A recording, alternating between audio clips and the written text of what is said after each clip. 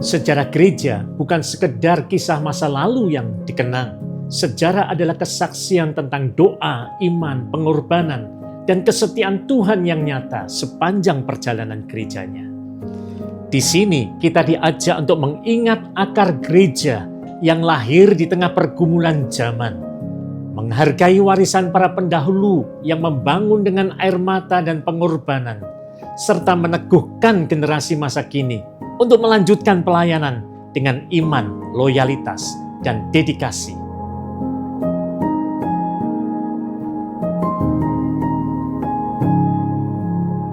Perjalanan Gereja Isa Al-Masih bermula pada masa yang penuh ketidakpastian. Tahun 1945, Indonesia berada dalam situasi perang dan pergolakan. Keamanan tidak menentu, sementara banyak warga, khususnya keturunan Tionghoa, hidup dalam kecemasan. Di tengah keadaan tersebut, sejumlah anak Tuhan yang berdekatan mulai berkumpul untuk bersekutu dan berdoa di rumah Jalan Taman Berumbungan Semarang.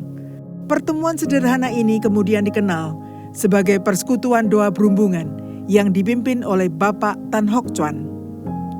Mereka berdoa bagi keamanan bangsa, bagi umat Tuhan, dan bagi para pelayan Tuhan yang mengalami tekanan pada masa pendudukan Jepang. Tidak seorang pun membayangkan bahwa persekutuan kecil ini kelak akan berkembang menjadi sebuah sinode gereja yang melayani sampai ke berbagai daerah, bahkan sampai ke bangsa-bangsa. Gereja Isa Al-Masih lahir bukan dari ambisi manusia, melainkan dari karya Roh Kudus, melalui umat yang bertekun dalam doa dan melayani dengan segenap hati. Karena jumlah orang yang bersekutu terus bertambah, maka persekutuan berpindah ke gedung bioskop Lux atau murni yang dipinjamkan terletak di Jalan Gajah Mada. Disinilah persekutuan mulai berbentuk seperti sebuah gereja dan diberi nama Singling Kawe yang berarti perhimpunan atau jemaat Roh Kudus. Nama ini mencerminkan dua identitas penting. Akar pelayanan di kalangan masyarakat Tionghoa, nafas pentakostal yang menekankan karya Roh Kudus. Kemudian dalam waktu yang singkat jumlah jemaat meningkat dari 67 menjadi 240 jiwa. Pada bulan Mei 1946, Singling Kawe berpindah ke gedung bioskop Roxy atau Ria, Jalan Gang Besen, Semarang. Di tempat ini dibentuk Yayasan Singling Kawe untuk mempersiapkan pembangunan gedung gereja sendiri. Jemaat juga mengadakan doa rantai selama berbulan-bulan memohon pimpinan Tuhan. Dan pada tanggal 21 Juli 1946, dilantiklah majelis jemaat pertama yang terdiri dari 12 orang. Tanggal inilah yang kemudian ditetapkan sebagai hari lahir resmi Singling Kawe yang di kemudian hari berubah nama menjadi Gereja Isa Al-Masih. Tanggal 3 November 1946, jemaat kembali berpindah ke gedung kesenian Sobokarti. Jumlah jemaat meningkat menjadi sekitar 550 jiwa. Karena keterbatasan fasilitas, jemaat bahkan membawa kursi dari rumah masing-masing untuk digunakan beribadah. Semangat pelayanan dan pengorbanan jemaat menjadi ciri khas perjalanan gereja sejak masa awal. Setelah bertekun, berdoa, dan berjuang, Tuhan membuka jalan. Dalam kondisi serba terbatas, cinta terhadap Tuhan tetap berkobar dalam hal memberi korban persembahan, sehingga gereja berhasil membeli tanah seluas 4.000 meter persegi di Jalan Pringgading 13 Semarang. Tanggal 4 Juni 1950, diresmikan gedung gereja dan diberi nama Jehovah Jireh, Tuhan menyediakan. Berdirinya gedung gereja ini menjadi bukti nyata bahwa Tuhan menjawab doa umatnya. Api penginjilan Singling Kawe yang menyala di Pringgading tidak berhenti di kota Semarang. Dalam kurun waktu 10 tahun pertama, berbagai jemaat baru dirintis dan dibuka. Api yang sudah dimulai dari sebuah persekutuan doa kecil, kini berkembang menjadi gerakan pelayanan yang menjangkau berbagai daerah di Indonesia. Dalam konferensi kedua di Malang, tanggal 15-17 Juli 1955, diputuskan perubahan nama dari Singlingkawi menjadi Gereja Isa Al-Masih.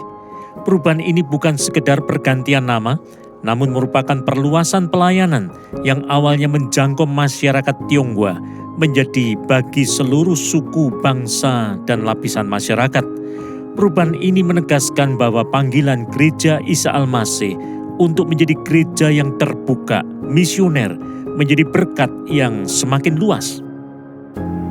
Tanggal 23 Maret 1963, Tuhan memanggil pulang Bapak Pendeta Tan Hock Chuan, pendiri dan gembala sidang pertama Gereja Isa Al-Masih. Kepergian beliau menjadi masa yang penuh pergumulan bagi gereja. Namun justru dalam masa transisi ini, Tuhan memimpin Gereja Isa Al-Masih memasuki tahap penataan yang lebih matang. Tahun 1968, Gereja Isa Al-Masih diakui sebagai badan hukum gereja oleh Departemen Agama Republik Indonesia. Sistem pemerintahan gereja dikembangkan dalam corak presbiterial sinodal khas Gereja Isa Al-Masih. Sistem ini memadukan kepemimpinan majelis yang kolektif dengan peran gembala jemaat sebagai pemimpin rohani gereja.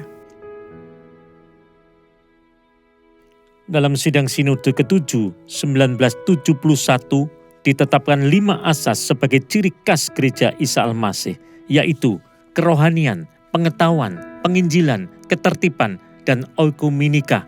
Hal tersebut menjadi fondasi yang membentuk karakter pelayanan Gereja Isa Al-Masih. Tuhan terus memelihara gerejanya melalui para pemimpin yang dipanggilnya. Pendeta Tan Hock Chuan, pendiri dan gembala sidang pertama yang meletakkan dasar pelayanan melalui doa, penginjilan, dan iman.